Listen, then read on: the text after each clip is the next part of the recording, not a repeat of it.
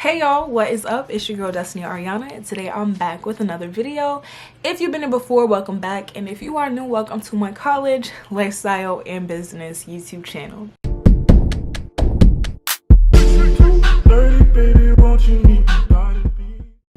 So this video is actually going to be pretty chill and laid back. I've been getting some DMs from Instagram, also some YouTube comments, just asking me about Bowdoin generally, and the audience is specifically like high school students. So I wanted to make a video just for you guys who are looking at Bowdoin, have either applied or actually going. If you got an ED, congratulations. If you're still applying, don't worry, I got you with this video.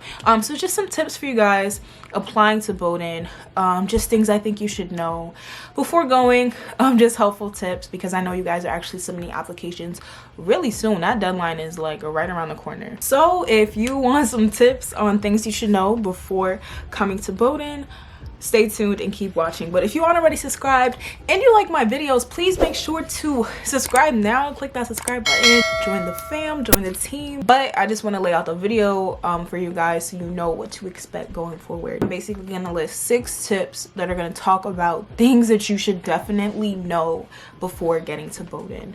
So I'm gonna list out all those tips also in the description box below, so if you're interested in a certain thing, you can go ahead and hop to that. Now we're just gonna hop right in. All right, so tip number 1 is the workload difference from high school and college. So I think that this actually doesn't just apply to Bowdoin, but any college in particular. There is a difference in workload. I think this also depends on what kind of high school you went to, whether it was a private school, charter school, public school, whatever school you went to. So I say that meaning, like, when I was in high school, it's very hard for me to remember the work that I was doing. You know, okay, so don't get me wrong, I did work in high school, like, you know, graduated top 10 in my class, all that, whatever. And I still was not academically prepared for the work that I got in school. Like in high school, at least my high school, like I went to a charter school, and I was not reading 300 plus pages a week. I was not writing papers with short deadlines. Like, I don't know about you guys or which high schools you went to, but I know that I wasn't doing that in high school. My papers or assignments were pretty much like 2-3 weeks, like we had to do them. You know, I pretty much could coast through high school and not have a problem. Even if I like slacked off and waited last minute, didn't have a problem. You know, and that's kind of like how high school went for me, like just generally speaking. So just getting to college, I had 4 classes. Like in high school I had more classes, but I guess less work, which it don't make sense. Like that doesn't make sense. You know, you would think less classes, less work, more classes, more work, but in college it's not like that. Like it's really not. I think the main reason for this is that a lot of the learning happens in the classroom, but most of the learning happens outside of the classroom. And your assignments are also teaching you, at least for Bowdoin, that's what happens. So I feel like, yeah, you're getting a lecture in class and you're learning all this material, but you're really engaging with that material and furthering your knowledge like at home. And like you can't just breeze through an assignment. Like it's really provoking your mind and allowing you to think differently, and you're expanding on that workload. I'm telling y'all, it is not the same. Especially like I'm saying, like from my point of view, I had so much more work. I was not prepared for that. Papers in every class. You could have a 2 to 3 page paper in every class. So like that's 3 times 4. If you have papers in all your classes, that's 12 pages, and maybe you have a week to write each. So like, you see what I'm saying? Like add that up, you know, it starts to add up over time. So I just think one of the major things that I wish I knew was how different the workload would be between my high school experience and college experience. Okay, so tip number 2 is that Bowdoin is a small school. If you're applying, you should definitely know this, but Bowdoin is a small private liberal arts school in Brunswick, Maine. And this, I want to sort of talk about social life and making friends. So me, I graduated, like I said, from a charter school, and my graduating class was about 99 students. So I went to a really small school my whole life. And I was not used, like Bowdoin's big for me. Like I'm not even used to having like 500 kids in my graduating class. And I know there are other people who have like 1,000, 2,000, like, and larger than that in their graduating classes. So remembering that Bowdoin is a small school, and that you know, once you get to your senior year, you're pretty much gonna know a lot of people. Like, everyone kind of knows everyone. That's how small it is. So it may be different if you're coming from a larger school. Like, it might be easier or harder because, you know, you're now used to seeing more people, seeing them more frequently because your school is so intimate and small. So that being said, just talking about like making friends, Bowdoin makes it, well, at least as a first year, I think, a lot of opportunities to meet new people. They have pre-orientation trips, which I don't really know personally how this is happening during our COVID pandemic era right now, but when I was a first year, back in 2017, we had pre-orientation trips, prios, in which you sign up for a trip that you're interested in. They have like different ones. I actually went to the Passamaquoddy reservation. I think prios were really helpful for me because I was nervous to meet people in school, and it basically gives you an intimate group with the leader, and you know, you guys get to do all these like icebreaker activities or whatever. But I think when you're first year, like, everyone is sort of like in the same position, new environment, new school, so at least like that first, you know, couple of months, couple of weeks, everyone's kind of in the same boat and you're just really in the mood to meet new people.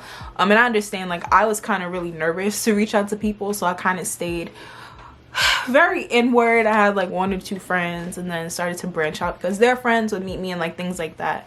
So yeah, I think the small intimate setting really makes it better to, you know, meet people and actually like develop more intimate relationships, but also not just with friends and like peers, but with faculty and your professors. So we on number 3. Tip number 3, Maine is cold. If you didn't know this, I'm sorry to break it to you. I mean, hey, maybe you like the cold. I personally am not a fan. I mean, I think Maine is beautiful in the winter. Like, it's gorgeous. I just personally, I've done it so much that I'm tired. But I'll explain. So basically, Maine gets really cold in the winter. You learn to live with it, like, regardless. But you know what that means. You need to be prepared for the cold. You need a nice winter jacket, you need layers, you need boots, all that, because if you don't, honestly, you're gonna be miserable, you're gonna be cold, and we don't want that. I don't want that for you. I want you to be warm. I want you to travel to class to and fro in warmth, you know, whether that's literally wearing leggings under your jeans, you know, double socks, thick socks, lined socks, like literally just layering and having a pretty good winter coat, I think is really good. But Maine is beautiful in the winter, but you know, there have been multiple times where I'm walking to class and a lump of snow will fall off a pine tree and like hit me in the head, and it's pretty heavy, so like be careful. Also, black ice is real. You might slip a few times, but it's okay, y'all. Like, it's okay. Everybody slips. Like, you'll be on the quad, you might slip and see somebody else slip and you kind of laugh it off, you know, like, it's cool. Also, on the quad in the winter, they basically make a little square, which is an ice skating rink. So if you have some skates and you want to skate on the quad, it's really beautiful. You can also do that. And yeah, like, I just wanted to let y'all know that if you didn't know, Maine is cold, and it's real. So that's basically it. Also, talking a little bit about environment, since we're talking about Maine, Brunswick, I would say, is like a suburban, like, college town, basically. I'm from New York. Grew up in New York City, so I'm used to everything being accessible, there being a lot of everything, and things not really closing, and that is different in Brunswick, Maine, y'all. Like, if you didn't know, now you know. Sometimes just to walk around Brunswick, the people are really nice. Like, they smile at you. You get to see a lot of dogs, which is really great, especially like being in college and maybe you're away from your dog at home and you just love seeing dogs. But sometimes with my friends, we like to go down to the bridge and like watch the sunrise, you know, get frosties at 4 a.m. That's a thing at Bowdoin. So don't think I'm crazy. I just like donuts and coffee, and I'm pretty much up all hours of the night, so it makes sense. The snow sticks around from like November to April, so if you're not used to that, you got to get accustomed. Tip number 4 is knowing your academic resources, y'all. If you are paying the money, regardless, you paying the money or you're not paying the money, you'll want to use your resources at school, y'all. Like, oh my goodness me, I know I struggled my first year. Asking for help was so hard for me. I didn't want to ask for help. I thought I had it and I was miserable. Like, really, like, there are some things like I just was really embarrassed to ask for help about, you know, like navigating classes. Where do I go for this? Like, what do I do for that? I was really scared to ask for help. Don't be scared to ask for help, because people are literally getting paid to help you, getting paid to make you get the most out of your Bowdoin education. So you want to make sure you know those academic resources. If you're planning on going to Bowdoin, you want to look it up yourself, you can also go on the Bowdoin College website. Okay, so we have your health and wellness services. You have things like free counseling, which is great. You definitely want to take advantage of things like that. Spiritual life advisors, health services, wellness outreach, and recreation, which is like athletics and things like that. So the next resource, which I think is super helpful, especially now, literally all 4 years, like, don't wait till you're a senior to start going to career planning, but we have career exploration and development, where you can get career advising, explore careers, help you with your resume, your cover letter, all these things to get you in the place that you want to be. Student organizations, which are really great to get into extracurriculars. I'll get into that a little later in the video. And one of the last ones I want to get into specifically is the Center for Learning and Teaching. So I missed a few, but these are things that I've used throughout Bowdoin. There's so many more. Like, I'm telling you, I'll go to the Bowdoin College website and like search through and find a lot of the other resources they offer, but I definitely think that the Center for Learning and Teaching has come in clutch for me throughout my time at Bowdoin. I've gotten a Baldwin mentor, which was basically someone who is older than me, you know, who's been through Bowdoin, and helped me with my scheduling and planning and like just sort of adjusting. I also had a base mentor at the time. Now it's like kind of under Thrive, who's basically catered to me as a first-gen student of color, you know, to help me with my transition from high school to college. That also came in clutch and really helped me with the emotional and mental aspects of transitioning into college. And then just also you have tutors and people who can always help you, and I think that the Center for Learning and Teaching is really just dedicated. You can also get jobs there. Like, you can, once you're a freshman and you like go through everything, you can actually work there and like continue the cycle of helping other first years out and just any other students. Like, you can use these resources throughout your Bowdoin career, which is really great. Something else that I wanted to bring up that I don't think a lot of people bring up is the cost of living outside of what you're paying to go to Bowdoin. I bring this up because I think I personally underestimated how expensive living outside of home could be for an individual. Just not incorporating things like buying toiletries and like maintaining you know, like your food and like body care and all these things. And then occasionally, like, you get tired of eating dining food and you just want to eat out and stuff like that. Like, thinking about those expenses beforehand, because that will help you with saving your money. Like, if I knew, I spent a lot of my savings on my dorm decor. Y'all can watch my videos. I kind of like to decorate my room crazy, and that's just something I really enjoy. But I did not factor in the Domino's orders, the eating out with my friends, the constant trip to Hannaford. I also really liked getting packages in the mail.